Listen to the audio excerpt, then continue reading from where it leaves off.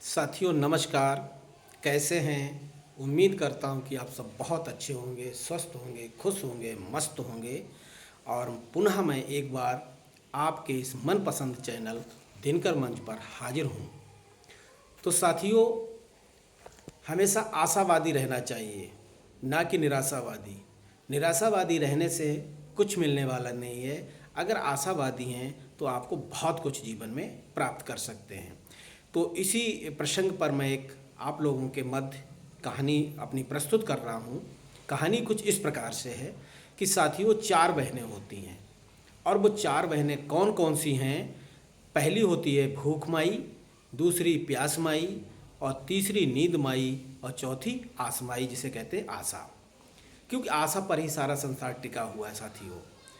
तो इन चारों में क्या होता है कि आपस में बहस शुरू हो जाती है।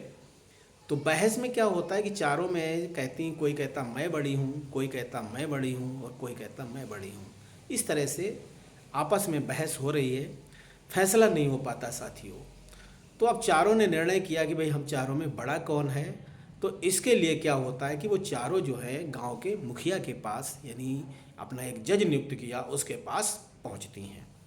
जब मुखिया ने चारों को देखा कि आज चारों यहाँ आई हुई हैं, जरूर कोई ना कोई कारण है। तो मुखिया ने पूछा, भाई कैसे आप लोगों का आना हुआ? तो उन चारों ने कहा कि हाँ, ऐसा है कि मुखिया जी, आज हम लोगों की बहस इस बात की है कि हम चारों में बड़ा कौन है। तो मुखिया ने कहा ठीक है, आप अपने अपने विचार रखिए और फिर मैं आपको फैसला सुनाता हूँ कि बड़ा कौन है।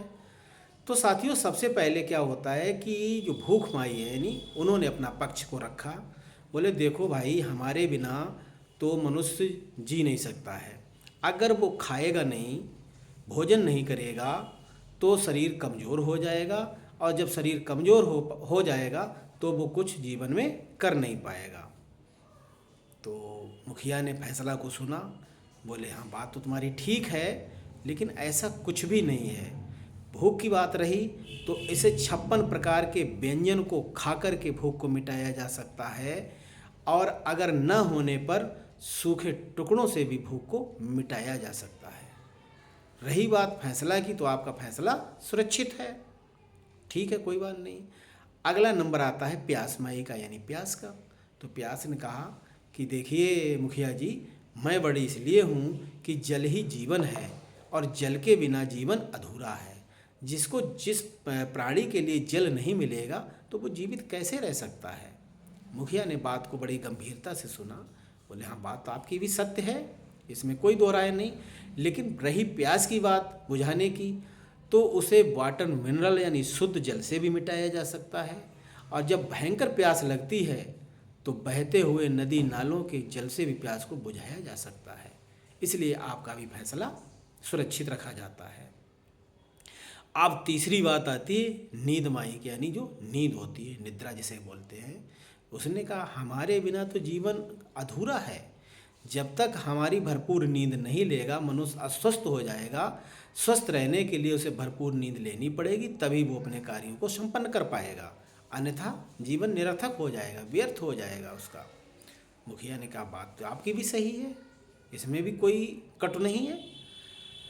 तो उसके बाद में कहा लेकिन रही बात नींद की, तो उसके लिए भी बड़ी, चाहे सेज हो चाहे पलंग हो, और जब भयंकर नींद आती है तो कांटों और खेत के डेलों पर भी नींद आ सकती है, उस पर भी सोया जा सकता है। ऐसा कुछ भी नहीं, लेकिन फैसला आपका भी सुरक्षित रखा जाता है। अब साथियों, बात आती है चौथी आसमाई की, यानी जो आशा है। क्यों ये सारा संसार आशावादी है, आशा पर ही टिका हुआ है। अगर व्यक्ति कहीं पर असफल हो जाता है, फेल हो जाता है, तो वो यही कहता है कि कोई बात नहीं, इस बार मैं फेल हो गया हूँ, इस बार मैं असफल हो गया हूँ, लेकिन अगली बार ऐसा नहीं होने दूंगा, क्योंकि मुझे पूर्ण विश्वास है, मुझे पूरी आशा है कि मैं एक दिन ज़रूर कामयाब हूँ, मैं ज़रूर कामयाब होऊंगा, मैं अपनी सफलता को ज़रूर प्राप्त करूंगा।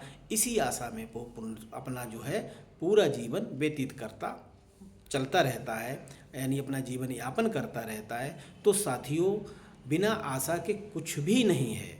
तो मुखिया ने चारों के फैसले को सुन करके चारों में आशा जो थी उसको सर्वश्रेष्ठ घोषित कर दिया, उसे विजेता घोषित कर दिया। और चारों में जो बड़ी की बात थी कौन बड़ा है, उसमें आशा को बड़ा घोषित कर दिया। साथियों, आशावादी रहिए, हमेशा आशावादी बन कर के रहिए और आशावादी रहने से आपको सफलता अवश्य मिलेगी। एक ना एक दिन परिणाम आपके पक्ष में जरूर आएगा। तो साथियों, ये विचार आपको कैसे लगे, ये कहानी आपको कैसी लगी? अगर आपको अच्छी लगी हो तो प्लीज़ लाइक, सब्सक्राइब और शेयर ज़रूर कर दीजिए। और फिर मैं मिलता हूँ अगली नई रोचक जानकारी के साथ। तब तक के लिए जय हिंद, जय भारत।